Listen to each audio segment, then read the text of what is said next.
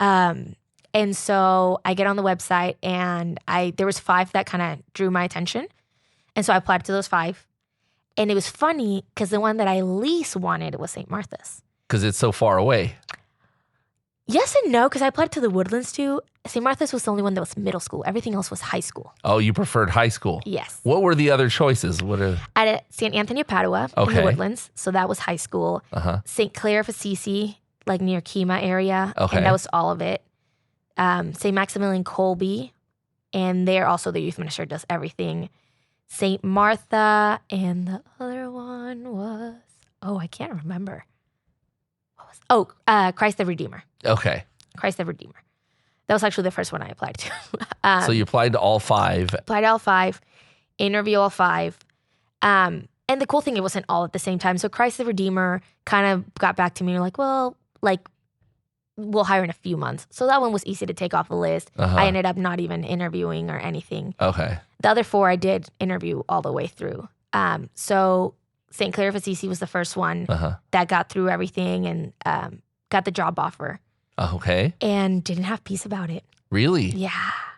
And it was funny because I have a friend that lives really close to there. And so I remember even texting her, and I was like very open to it. I went. But I prayed about it, and it just wasn't God's will. Wow. What do you tell them? Say. Yeah. I mean, the beautiful thing about ministry was like, I really don't have peace about it. And I assured them, like, I'm going to pray for whoever God's calling here. Yeah. But it was hard, Rudy, because this was the first parish, and the other ones I'm still interviewing. So if I get no's from the other ones. Oh, yeah, that's it. I'm left, yeah. And so then St. Maximilian Kolbe came, and that one was easy to say no to because I had made the final round on the last 2. And that one I didn't feel called. I went and did, so a lot of times in ministry, your last interview is they come and have you run a night or something. Okay. So like at St. Martha's, I went on a day retreat they had, and I gave a talk, and then I was in one of the small groups. So at Maximilian Kolbe, they invited a bunch of the kids to the youth center, gave a talk, hung out with the kids. Didn't feel called. I think I have a lot of gifts that resonate with big parishes. Okay. I can handle a big group. I come from a big family. I come from St. Faustina. And I really like the pace of a larger parish. Okay. I'm going to say this, and of course, God's going to bring me to like the tiniest parish in my next job.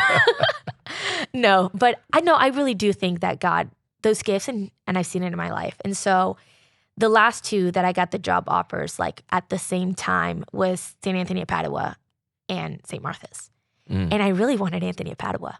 Really? And I wanted to say yes so bad.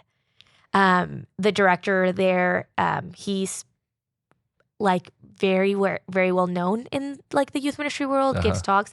And he could have been an amazing mentor. So what happened? God. So I was praying and just really didn't feel peace, and St. Martha's kept coming up. And it's funny, like I said, I did not want to apply to St. Martha's. St. Martha's was middle school. I would help every once in a while here in Edge, but my big thing was always Life Teen. I like confirmation retreats. Yeah. And I was like, God, are you sure?